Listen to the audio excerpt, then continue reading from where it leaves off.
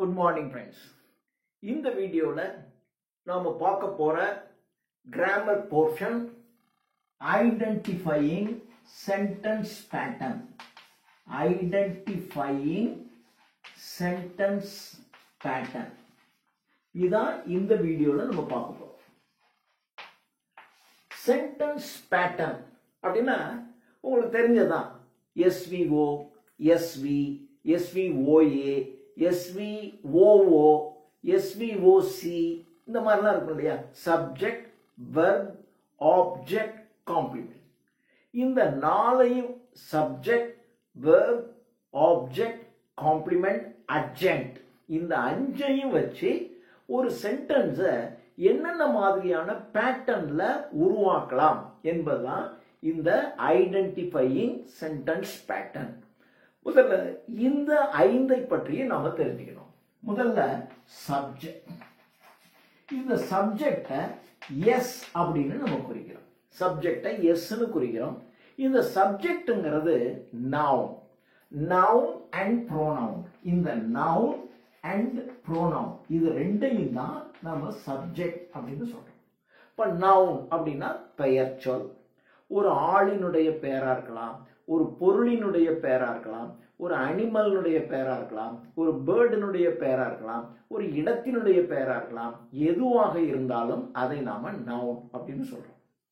Rama is a noun. Sita is a noun. Karim is a noun. Trichy is a noun. Coimbatore is a noun. India is a noun. Table is a noun. Yeah. இது மாதிரி ஒரு dove is a bird. Tiger is an animal. These are all nouns. அடுத்தது pronoun. இந்த நவுனுக்கு பதிலாக பயன்படுத்துற ஒண்ணுக்கு பேர் pronoun பேர். I, we, he, she, it, they. இந்த ஆறு. I நான் நாங்கள். I, we. You, you. He, she, it, they. அவன் அவள் அது அவர்கள். So I, we, you, he, she, it, they. இதை ப்ரோனவுன்னு சொல்றோம். இந்த நவுன் அல்லது ப்ரோனவுனை தான் நம்ம சப்ஜெக்ட் அப்படின்னு சொல்றோம். ஓகே. அடுத்தது verb. ரெண்டாவது verb. இந்த verbல finite verb அப்படின்னு ஒன்று இருக்கு. finite verbனா என்ன? ஒரு ஆக்ஷனை ரெப்ரசன்ட் பண்றதுக்கு பேரு finite verbனு பேரு. A finite verb represents an action. Take for example, I sing. Sing அப்படிங்கிறது ஒரு verb. இந்த இடத்துல sing என்பது பாடுகின்ற ஒரு ஆக்ஷன், ஒரு செயல் இல்லையா? They walk அப்படின்னு அவர்கள் நடக்கிறார்கள். இந்த இடத்துல walk is a verb. walk என்பது நடத்தல் என்கின்ற ஒரு ஆக்ஷன், ஒரு செயலை குறிக்கிறது இல்லையா? they play அவர்கள் விளையாடுகிறார்கள். இந்த இடத்துல play is a verb because play represents an action. அது ஒரு செயலை குறிக்கிறது இல்லையா? I fight நான் சண்டை போடுறேன். அப்போ fight is an action. அப்போ fight is a verb. இது மாதிரி play, come, come நடக்கிறது, come வர்றது, go போறது, இந்த மாதிரி come, go, play, ரைட் எழுதுறது, சிங் பாடுறது, இது மாதிரியான ஒரு செயலை குறிக்கக்கூடிய ஒண்ணுக்கு பேர் வெர்ப்னு பேர். ஃபினிட் வெர்ப்னு பேர். ஃபினிட் வெர்புக்கு 3 ஃபார்ம் இருக்கும். இப்போ go, went, gone, see, saw, seen, write, wrote, return, play, played, played, work, worked, worked, make, made, made. இது மாதிரி present tense, past tense, past participle என்ற 3 ஃபார்ம் இருக்கும். இந்த 3 ஃபார்ம் உனக்கு இல்ல அப்படின்னா it is not a verb. இப்போ lion அப்படின்னு நினைச்சீங்கன்னா lion, lined, lined அப்படி சொல்ல முடியுமா? அப்போ lion is not a verb. It's not a finite verb. அப்போ எதுக்கு 3 ஃபார்ம் இருக்கோ அதை நம்ம finite verbனு சொல்றோம். அடுத்தது auxiliary verb. அடுத்தது auxiliary verb. துணை verb அப்படின்னு நம்ம சொல்றோம். auxiliary verbல be verbனு ஒண்ணு இருக்கு. be verb. be verbங்கிறது is, am, was or were. இந்த 5க்கு 1 2 3 4 5 இந்த 5ஐயும் நாம be verb அப்படின்னு சொல்றோம். அதான் be verb is an auxiliary verb. அடுத்தது h verb. h verbல has, have, had. so இது மூணு இருக்கிறதுக்கு h verbனு பேரு. h verbும் auxiliary verb தான், be verbும் auxiliary verb தான். அடுத்தது do verb. do verb அப்படின்னா do, does, did. இது மூணும் do verb. so do, does, did, has, have, had, is, am, was, or, were. இதுல ஒரு 5, இதுல ஒரு 3, இதுல ஒரு 3. so இந்த 11ஐயும் நாம என்னன்னு சொல்றோம்? auxiliary verbனு சொல்றோம். so auxiliary verbல இந்த 11க்கும் modal அப்படின்னு பேரு. இந்த auxiliary verbல இது ஒரு wing modal verb. so modal verb. so subject தெரிஞ்சுக்கணும், noun, pronoun இது இருந்தா subject. அடுத்தது verb. verbல finite verbங்கிறது ஒரு ஆக்ஷனை குறிக்கக்கூடிய 3 ஃபார்ம்ஸும் இருந்துச்சுன்னா அதுக்கு finite verbனு பேரு. இன்னொன்னு auxiliary verb. auxiliary verbல modal verb, semi modal verb அப்படின்னு ரெண்டா பிரிக்கலாம். இந்த auxiliary verbல modal verb, semi modal verb அப்படின்னு நம்ம ரெண்டா பிரிச்சுக்கலாம். இது சரி. இப்போ auxiliary verbல modal verbங்கிறது இந்த மூணும் சேர்ந்ததுக்கு modal verbனு பேரு. இன்னொன்னு semi modal verb. semi modal verb. semi modal verb அப்படின்னா இப்போ need to, dare to, used to, ought to. இதுக்கு என்னன்னு பேரு?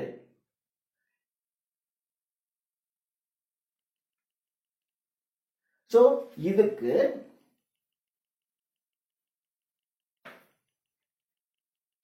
I'm sorry, இது auxiliary verb. auxiliary verb இது மூணு. அடுத்தது modal verb. auxiliary verbங்கிறது be verb, h verb, do verb இது மூணு சேர்ந்ததுக்கு auxiliary verbனு பேர். அடுத்தது modal verb. modal verb. modal verbங்கிறது modal verb அப்படின்னா the shall, should, will, would, can, could, may, might, must இதுக்கு தான் modal verbனு பேரு. shall, should, will, would, can, could, must. can, shall, should, will, would, can, could, may, might. அப்புறம் must. இவைகளுக்கு தான் modal verbனு பேரு. so finite verbல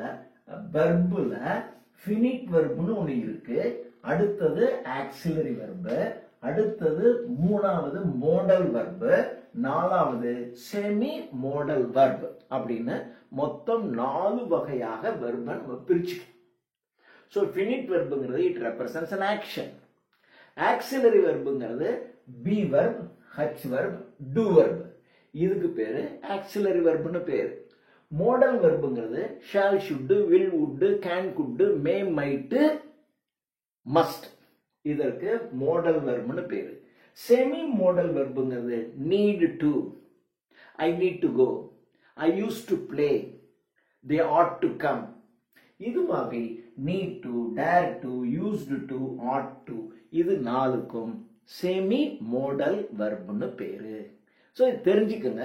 identifying the sentence patternல எப்படி identify பண்றதுங்கறத நான் சொல்லிடுறேன். so இது எல்லாமே verb தான். அடுத்தது மூணாவது ஆப்ஜெக்ட். ஆப்ஜெக்ட்ங்கிறது ஆப்ஜெக்ட்ல ரெண்டு வகையான ஆப்ஜெக்ட் இருக்கு.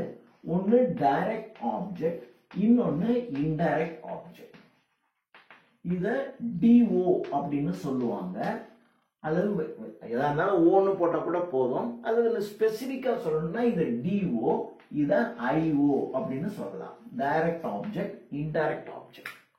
சோ ஒரு சென்டென்ஸ்ல வாட் அப்படிங்கிற கேள்விக்கான பதில் டைரக்ட் ஆப்ஜெக்ட். டு whom யாருக்கு, by whom யாரால், இந்த கேள்விக்கு பதில் வந்தா அந்த பதிலுக்கு இன்டைரக்ட் ஆப்ஜெக்ட் அப்படின்னு பேர். இப்போ ஒரு உதாரணத்துக்கு சொல்ல பாருங்க. we play football, we play football or cricket இப்படின்னு ஒரு சென்டென்ஸ் இருக்கு. இப்போ இதுல we நாங்கள் is a pronoun, is a pronoun. அப்ப இது subject. play is a finite verb, verb. what we play இந்த சப்ஜெக்டையும் வெர்பையும் பார்த்து வாட்னு ஒரு கேள்வி கேட்கணும். சப்ஜெக்டையும் வெர்பையும் பார்த்து வாட் அப்படின்னு ஒரு கேள்வி கேட்டு அதுக்கான பதில் வந்தா அதுக்கு பேர் direct object.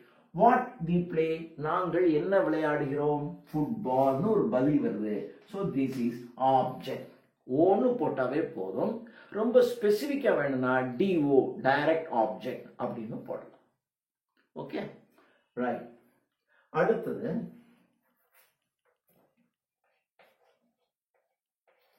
this lesson is taught by the teacher. This lesson is taught by the teacher. இப்போ பாருங்க, this lesson இந்த பாடம், பாடம் ஒரு புக்ல இருக்குது. lesson it's a subject, noun. இது ஒரு noun. isங்கிறது ஒரு auxiliary verb, it's a be verb இல்லையா? அப்போ is taught ரெண்டுமே verb தான். அப்போ is taught is verb. அடுத்தது this lesson is taught by whom யாரால் இந்த பாடம் நடத்தப்பட்டது, by whom அப்படிங்கிற கேள்விக்கு இன்டைரக்ட் ஆப்ஜெக்ட் ஐ ஒன்னு போடலாம் அல்லது ஓன்னு மட்டுமே போடலாம். So this lesson is taught by the teacher. Okay, so this is how the object is found. இது ஆப்ஜெக்டை எப்படி கண்டுபிடிக்கிறது? Direct object, indirect object. வாட்ங்கிற கேள்விக்கு கிடைச்சிச்சுன்னா அதுக்கு டைரக்ட் ஆப்ஜெக்ட்னு பேரு. இன்டைரக்ட் ஆப்ஜெக்ட்டுக்கு கிடைச்சிச்சுன்னா அதுக்கு பேரு by whom, to whom என்ற கேள்விக்கு கிடைக்கிற ஆன்சருக்கு பேரு இன்டைரக்ட் ஆப்ஜெக்ட்னு பேரு. அடுத்தது நாலாவது காம்ப்ளிமெண்ட். நாலாவது காம்ப்ளிமெண்ட், COMPLEMENT, காம்ப்ளிமெண்ட். காம்ப்ளிமெண்ட்ல ரெண்டு டைப் ஆஃப் காம்ப்ளிமெண்ட் இருக்கு. ஒன்னு சப்ஜெக்ட் காம்ப்ளிமெண்ட், இன்னொன்னு object complement. So subject complement அல்லது ஆப்ஜெக்ட் காம்ப்ளிமெண்ட். இது the quality of the subject, subject னுடைய குவாலிட்டி அல்லது சப்ஜெக்ட் னுடைய ஐடென்டிட்டி. சப்ஜெக்ட் னுடைய குவாலிட்டி அல்லது சப்ஜெக்ட் னுடைய ஐடென்டிட்டியை குறிச்சிச்சுன்னா அதுக்கு பேரு என்ன பேரு? Subject complement. சி காம்ப்ளிமெண்ட் நம்ம சி அப்படிங்கிற லெட்டர்ல ரெப்ரசன்ட் பண்றோம். இதுக்கு பேரு சப்ஜெக்ட் காம்ப்ளிமெண்ட். இப்போ ஒரு உதாரணத்திற்கு சப்ஜெக்ட் காம்ப்ளிமெண்ட். இப்போ சீதா இஸ் பியூட்டிஃபுல் அப்படின்னு நான் சொல்றேன். இப்போ இதுல சீதா என்பது is a name of a person. அப்போ இது ஒரு சப்ஜெக்ட். இஸ் என்பது ஒரு auxiliary verb, so be verb, auxiliary verb. அடுத்தது பியூட்டிஃபுல். பியூட்டிஃபுல் என்பது it represents the quality of the subject. இந்த சப்ஜெக்ட் உடைய குவாலிட்டி. இந்த சீதாவுடைய குவாலிட்டி என்ன? பியூட்டிஃபுல். அப்போ இது பியூட்டிஃபுல் என்பது ஒரு complement. So Sita is beautiful. Okay, அதே மாதிரி இப்ப இப்படி வச்சுங்களேன், கண்ணன் இஸ் கரேஜியஸ் அப்படின்னு சொல்றோம். Kannan subject, is verb, courageous it represents the quality of Kannan. கண்ணனுடைய குவாலிட்டி என்ன? ரொம்ப courageous person. அப்போ courageous is complement. இதெல்லாம் subject complement அப்படின்னு சொல்றோம். இதே மாதிரி ஒரு ஆப்ஜெக்ட் ஆப்ஜெக்டுடைய குவாலிட்டியை சொல்லுது. இப்போ நம்ம சொல்றது வெறும் குவாலிட்டியை தான் சொல்றோம். சில சமயங்கள்ல ஐடென்டிட்டி அதுவும் வந்துடும்.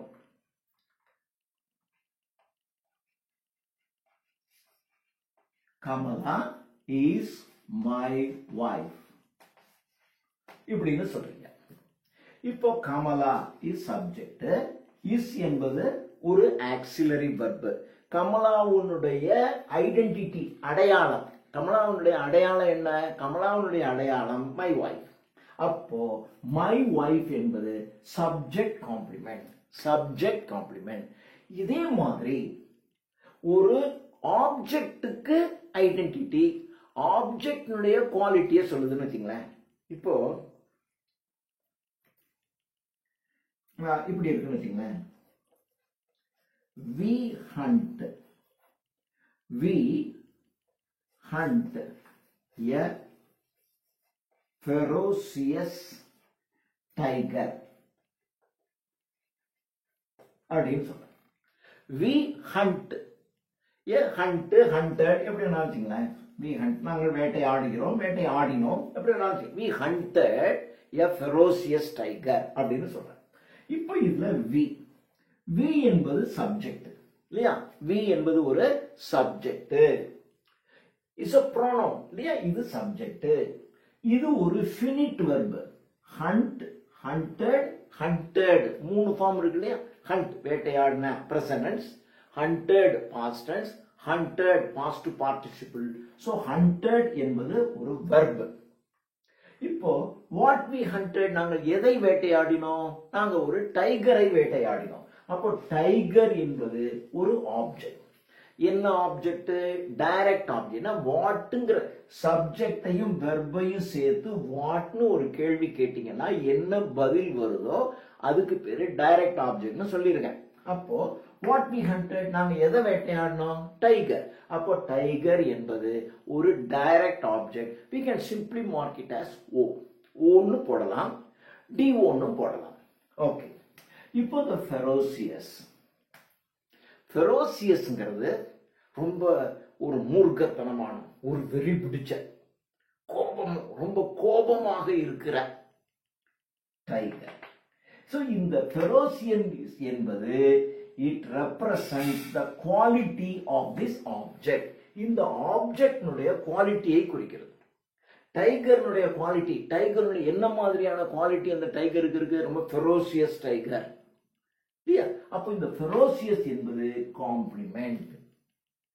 ஆனா இது என்ன காம்ப்ளிமெண்ட்? ஆப்ஜெக்டினுடைய ஒரு ஆப்ஜெக்டினுடைய குவாலிட்டியை ரெப்ரசன்ட் பண்ணுது. அதனால இது ஆப்ஜெக்ட் காம்ப்ளிமெண்ட் அப்படின்னு சொல்லலாம். So object complement, subject complement எல்லாம் ஒண்ணுதான். சி அப்படின்னு போட்டா போதும். ஸோ இது நாலாவது. அடுத்தது அஞ்சாவது அட்ஜென்ட். அஞ்சாவது அட்ஜென்ட். அட்ஜென்ட்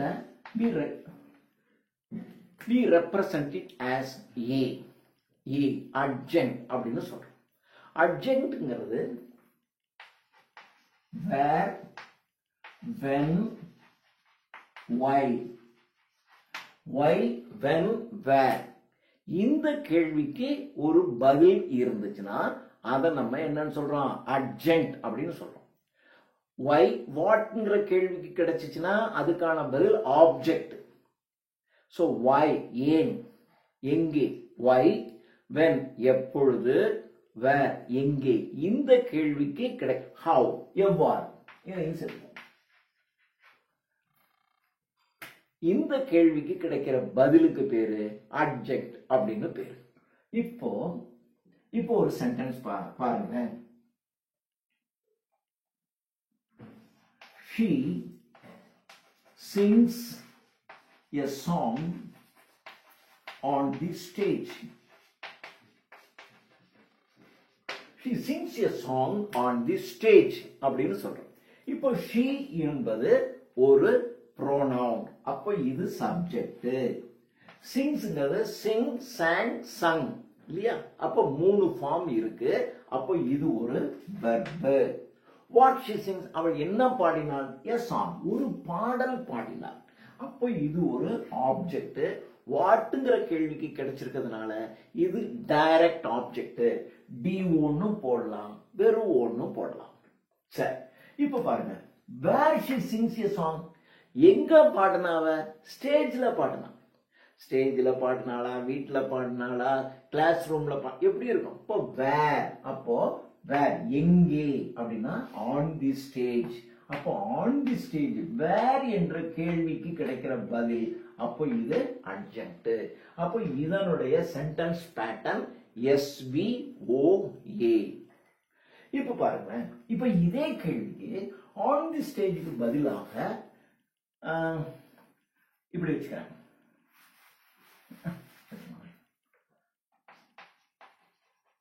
Kamala sang a song yesterday. இப்படி இருக்கு. நேத்து அவ பாடினா. கமலா is subject இல்லையா? It's name of a person. அடுத்தது sang, sing, sang, sung is a verb. இது ஒரு finite verb. அப்புறம் what she sang, அவ என்ன பாடினா? a song. அப்போ இது ஒரு ஆப்ஜெக்ட், டைரக்ட் ஆப்ஜெக்ட். சரி, Kamala sang a song when, எப்ப பாடினா? yesterday, நேத்து பாடினா. அப்போ yesterday is an adjunct. அப்போ where, when, why, how, இந்த ஒரு क्वेश्चனுக்கு என்ன ஆன்சர் கிடைக்குதோ அதுக்கு பேர் என்ன பேரு? அட்ஜெக்ட்னு பேர். ஐ திங்க் இப்போ உங்களுக்கு ஒரு ஐடியா கிடைச்சிருக்கும். now we work some exercise. சில எக்ஸசைஸ் ஒர்க் பண்ணி பார்ப்போம். அந்த ஒர்க் பண்ணீங்கன்னா you can get it to be clarified. இப்போ இதுல நிச்சயமா ஒரு கேள்வி வரும்னு வச்சுக்கோங்களேன். இதுல ஒரு கேள்வி, ஒரு சென்டென்ஸை கொடுத்துட்டு கீழே வந்து SVO, SVC, SVOA, SVOO இப்படின்னு ஒரு 4 ஆன்சர் கொடுத்துருப்பாங்க. இப்போ நீங்க கரெக்டா ஐடென்டிஃபை பண்ணி இந்த SVOAங்கிறது ஏல இருக்கா, பில இருக்கா, சில இருக்கா, டில இருக்கான்னு பார்த்து அதை டிக் பண்ணீங்கன்னா, அதை மார்க் பண்ணீங்கன்னா you get that mark. நிச்சயமா இதுல இருந்து ஒரு இது டெஃபரெண்டா வரும்னு வச்சுக்கோங்களேன். So sentence pattern. Now we do some exercise. சில எக்ஸசைஸ் நான் ஒர்க் பண்றேன். இப்போ இப்படி வச்சுக்கோங்களேன். 1, she wrote a letter. She wrote a letter. இது simple. She is a pronoun subject. Write, wrote, return 3 form இருக்கு. It's a finite verb. What she wrote, அவள் என்ன எழுதினாள்? a letter. lessons எழுதியிருக்கலாம், சயின்ஸ் எழுதியிருக்கலாம், ஏதோ எழுதியிருக்கலாம், லெட்டர் எழுதியிருக்கா. அப்போ லெட்டர் வாட் என்ற கேள்விக்கு கிடைக்கிற object. அதனால இது டைரக்ட் ஆப்ஜெக்ட். ஸோ இதனுடைய சென்டென்ஸ் பேட்டர்ன் SVO. ரெண்டாவது, I teach him English. I teach him English. இப்போ I is a pronoun subject. teach பொதுவா சப்ஜெக்ட் வெர்ப் எடுத்த உடனே வந்துரும். ஆனா அப்படித்தான் கொடுக்கணும்ல அவசியம் இல்லை. எது வேணாலும் மாத்தி கொடுக்கலாம். So teach is a verb. teach, taught, TAUGHT, teach, taught is a verb. அடுத்தது I teach. what I teach, நான் என்ன டீச் பண்ணேன்? இங்கிலீஷ். அப்போ இங்கிலீஷ்ங்கிறது டைரக்ட் ஆப்ஜெக்ட். டி ஒன்னு போட்டுக்கலாம், வெறும் ஒன்னும் போட்டுக்கலாம். சரி, I teach English to whom, யாருக்கு நான் இங்கிலீஷ் சொல்லி கொடுத்தேன்? யாருக்கு? to whom, யாருக்கு? by whom, யாரால்? இந்த கேள்விக்கு கிடைக்கிற பதில் தான் இன்டைரக்ட் ஆப்ஜெக்ட்னு சொல்லியிருக்கேன். But to whom I teach English, to whom நான் யாருக்கு சொல்லி கொடுத்தேன்? him, அவனுக்கு சொல்லி கொடுத்தேன். அப்போ இது indirect object, இது direct object. So the sentence pattern SVOO இப்படி இருக்கலாம், SVIODO னு இருக்கலாம். உங்களுக்கு ஏபிசிடி 4 கொடுக்கறதுல நீங்க எஸ்விஓஓ என்ன சார் எஸ்விஐஓ டி1லாம் கொடுத்துருக்கான் அப்படி எஸ்விஐஓ டி1 இருக்கலாம் எஸ்விஓஓன்னு இருக்கலாம். So the sentence pattern is this. So this is second. அடுத்தது தேர்ட், மூணாவது. They have built a house in a rural area. மூணாவது, they have built a house in a rural area. They have built a house in a rural area அப்படின்னு சொல்றோம். They subject தெரியும். Have built, have built ஒரே தான். நீங்க விவி அப்படிலாம் போடக்கூடாது. Have built. இப்போ சில சமயம் I have a pen, இந்த இடத்துல வெறும் have மாத்திரம் வரும். சில சமயங்கள்ல I have worked, I have played, ஏதோ ஒன்று இருக்கு. I have returned அப்படின்னு இருக்குன்னு வச்சுங்க. அப்போ have ஒரு verb, returnன்றது past அப்படிலாம் போடக்கூடாது. So have built is a verb. What they have built, அவர்கள் என்ன பண்ணாங்க? ஒரு ஹவுஸ். அப்போ ஹவுஸ்ங்கிறது what they have built, what என்ற கேள்விக்கு கிடைக்கிற பதில் இது டைரக்ட் ஆப்ஜெக்ட் do. சரி, அடுத்தது in a rural area. Where they have built, where, when, why, how, இந்த 4 கேள்விக்கு ஒரு பதில் கிடைச்சா அதற்கு பேரு adjunct அப்படின்னு சொல்லியிருக்கேன். Where they have built a house in a rural area. ஒரு ரூரல் ஏரியாவில் அவங்க வீடு கட்டியிருக்காங்க, அதனால இது ஒரு adjunct. So the sentence pattern is SVOA. அடுத்தது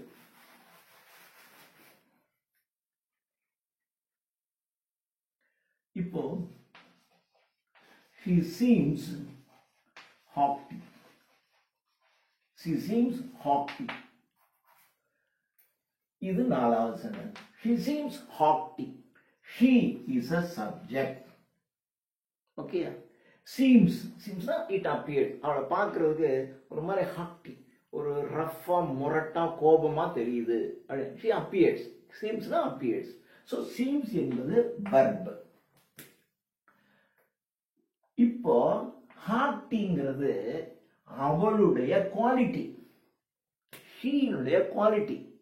ஷீ என்பது சப்ஜெக்ட். சப்ஜெக்டினுடைய குவாலிட்டியை ஒன்று சொல்லுச்சுன்னா அதற்கு பேரு சப்ஜெக்ட் காம்ப்ளிமெண்ட்னு பேரு அப்படின்னு பார்த்துருக்கோமா?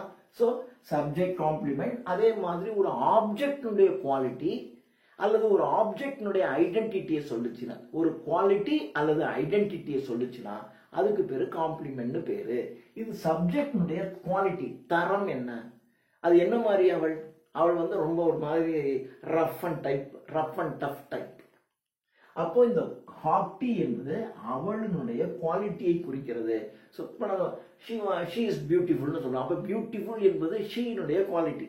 அது இப்போ ஹாட்டி முரட்டுத்தனமா இருக்கா, அது அவளுடைய குவாலிட்டி. அப்போ ஹாட்டி இஸ் குவாலிஃபைட் த நவுன், அதனால இதற்கு பேரு காம்ப்ளிமெண்ட்னு பேரு. So this is. அடுத்தது they made her, they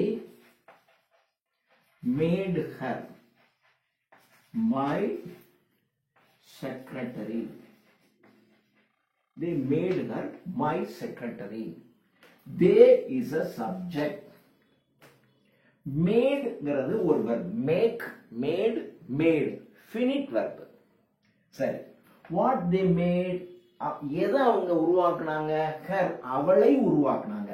அப்போ இது ஒரு object, direct object. What they made, எதை அவங்க செஞ்சாங்க? அவளை செஞ்சாங்க. ரைட். என்னவா செஞ்சாங்க? மை செக்ரட்டரியா ஆக்கிட்டாங்க.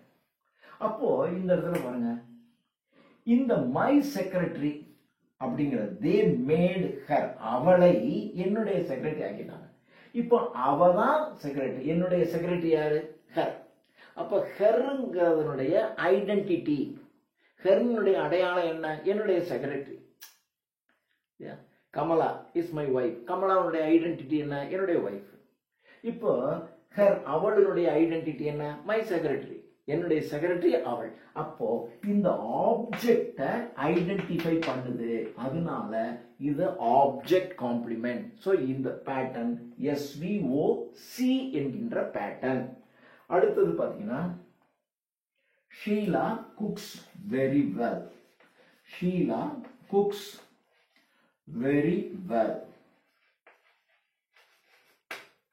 இப்ப பாருங்க, ஷீலா சப்ஜெக்ட், குக்ஸ் சமைக்கிறது, குக்குடு, அப்போ சப்வர்ப்.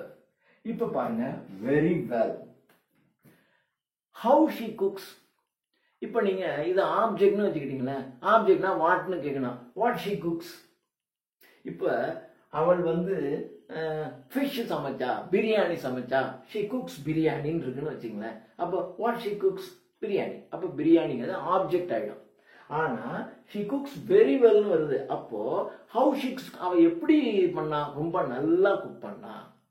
அப்போ இந்த வெரி வெல் என்பது ஹவு என்ற கேள்விக்கு கிடைக்கிற ஆன்சர். ஓகேயா? when, where, how இந்த கேள்விக்கு why, when, where, how இந்த கேள்விக்கு கிடைச்சா அதற்கு அட்ஜங்க்ட்னு பேரு. அப்போது வெரி வெல் என்பது அட்ஜங்க்ட்.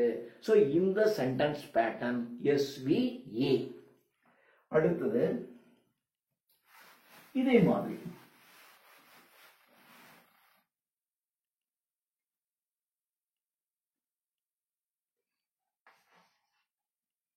இது 6. இப்ப 7. boys are playing in the ground. boys are playing in the ground. boys என்பது subject, are playing is verb. அவர்கள் விளையாடுறாங்க. so play விளையாடுறாங்க. இப்போ in the ground, where boys are playing in the ground, groundல விளையாடுறாங்க. அப்போ where என்ற கேள்விக்கு கிடைக்கிற பதில். அப்போ where என்ற கேள்விக்கு ஒரு பதில் கிடைச்சிச்சுன்னா அதுக்கு பேர் என்ன பேரு, அட்ஜங்க்ட்னு பேரு. when, where, how, why. இல்லையா? இதுக்கு கிடைக்கிற பதில் அட்ஜங்க்ட். சோ இந்த சென்டென்ஸ் பேட்டர்ன் SVA. அடுத்தது பாருங்களேன், India became independent in 1947. India is the name of a country. Subject. Become is a verb. Became. India became. What India became? India என்ன ஆயிடுச்சு? Independent ஆயிடுச்சு. அப்போ இது ஒரு டைரக்ட் ஆப்ஜெக்ட். when எப்பொழுது ஆச்சு? in 1947 ஆயிடுச்சு. அப்போ when, where, when இது எங்கே? கிரவுண்ட்ல. எப்பொழுது? 1947ல. இது அட்ஜங்க்ட். அப்போ இந்த சென்டென்ஸ் பேட்டர்ன் SVOA என்ற சென்டென்ஸ் பேட்டர்ன். ஓகே, இது மாதிரி போடலாம். இப்ப பாருங்க 9. Here comes the bride.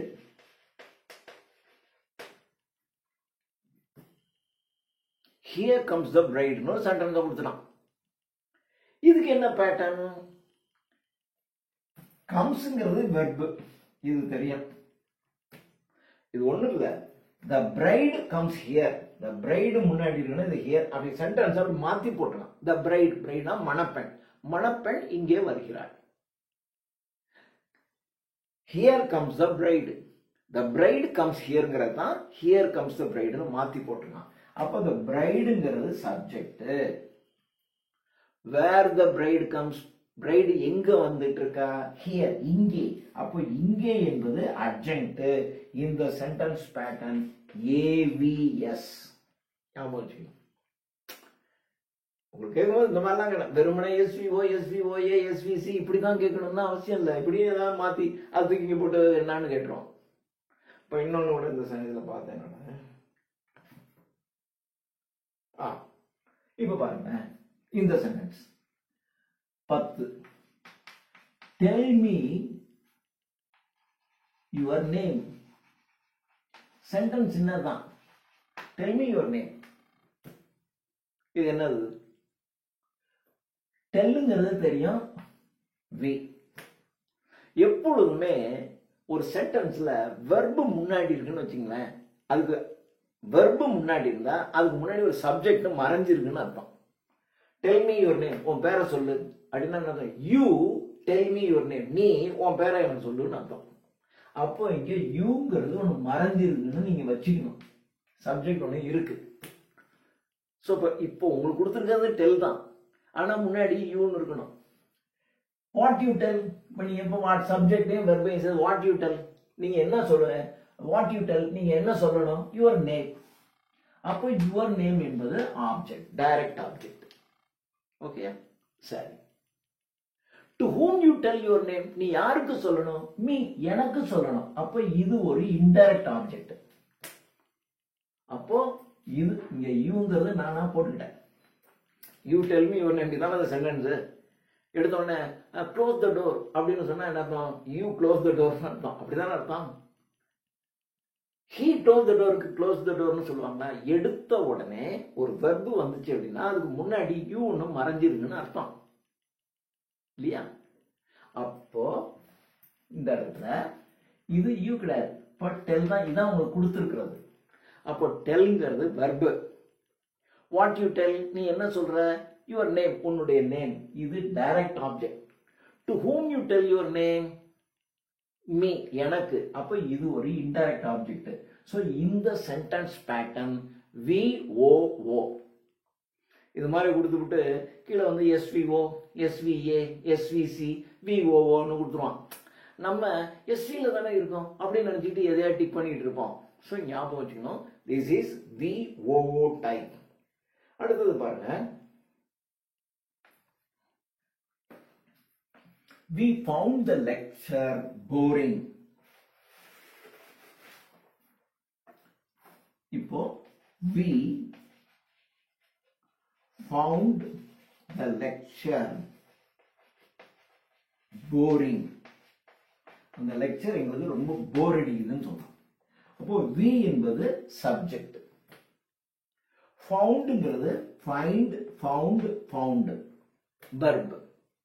What we find, what we found, நாங்க எதை பார்த்தோம்? the lecture. அப்போ லெக்சர்ங்கிறது ஓ, ஓ. இப்போ போரிங், போரிங்கிறது என்ன?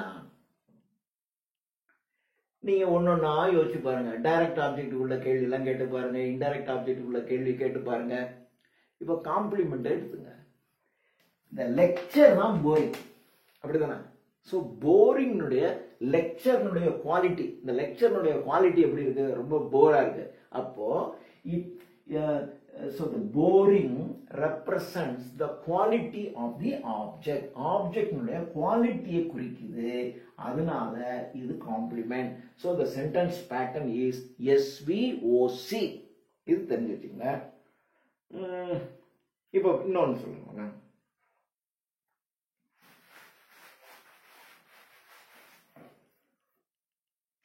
Students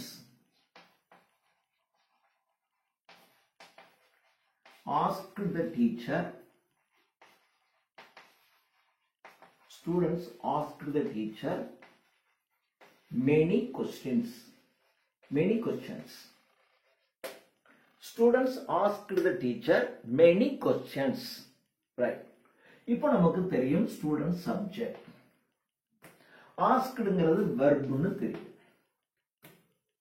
சரி. அப்போ students ask, what the students ask, students என்ன கேக்குறாங்க? many questions, பல கேள்விகளை கேக்குறாங்க. அப்போ what என்ற கேள்விக்கு கிடைக்கிற ஒரு பதில் direct object. இப்போ to whom the teacher asked many questions, யார, I'm sorry, to whom the students asked many questions. Students வந்து யாரை வந்து நிறைய கேள்வி கேட்கிறாங்க? டீச்சரை. அப்போ to whom, by whom என்ற கேள்விக்கு கிடைக்கிற பதிலுக்கு பேரு இன்டைரக்ட் ஆப்ஜெக்ட்னு பேரு. அப்போ இதுவும் ஒரு ஆப்ஜெக்ட் தான், ஆனா இன்டைரக்ட் ஆப்ஜெக்ட். ஸோ இந்த சென்டென்ஸ் பேட்டர்ன் SVOO அவ்வளவுதான், ரெண்டு ஆப்ஜெக்ட் சேர்ந்தாப்புல வரும். ஸோ இது மாதிரி டைரக்ட் ஆப்ஜெக்ட் இன்டைரக்ட் ரெண்டுமே சேர்ந்தே வந்துடும். ஒரு தடவை ஒரு ஆப்ஜெக்ட் தானே இருக்கணும், SVOA SVOC இப்படி தானே இருக்கணும்னு நினைச்சுக்கிட்டு நம்ம போட விடாது. இதுல ரெண்டுமே ஆப்ஜெக்ட். கொஞ்சம் புரிஞ்சுக்கிட்டீங்கன்னா பெட்டராக இருக்கும். இப்ப பாருங்களேன்,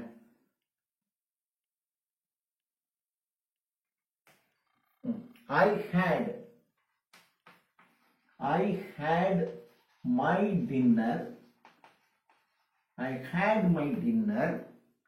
an hour ago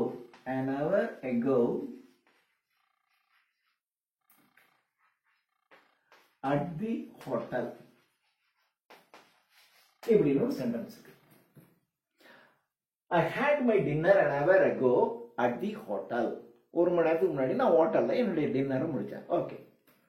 I subject, not is a pronoun subject. Had is a verb. இது ஒரு H verb. அப்போ auxiliary verb. சரி. What I had, நான் என்ன எடுத்துக்கிட்டேன்? My dinner, என்னுடைய டின்னரை எடுத்துக்கிட்டேன். அப்போ இது ஒரு டைரக்ட் ஆப்ஜெக்ட். ஓகே. when எப்பொழுது எடுத்துக்கிட்டேன்? ஒரு மணி நேரத்துக்கு முன்னாடி. அப்போ இது ஒரு அட்ஜங்க்ட். ஓகே, இது ஒரு அட்ஜங்க்ட் தான்.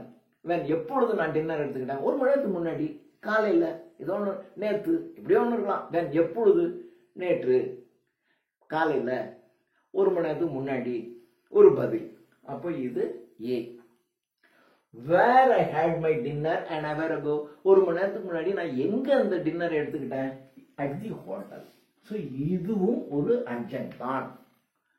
So when, where, why, how இந்த கேள்விக்கு ஒரு பதில் கிடைச்சா அதுக்கு பேரு அட்ஜங்க்ட்னு பேரு. அப்போ இதுவும் ஒரு அட்ஜங்க்ட் தான். அப்போ இந்த பேட்டர்ன் என்ன? SVOAA. So this is the pattern SVOAA. அடுத்தது பாருங்க, வேற ஏதாவது சி இருக்கிற மாதிரி ஏதாவது பார்க்கலாமா?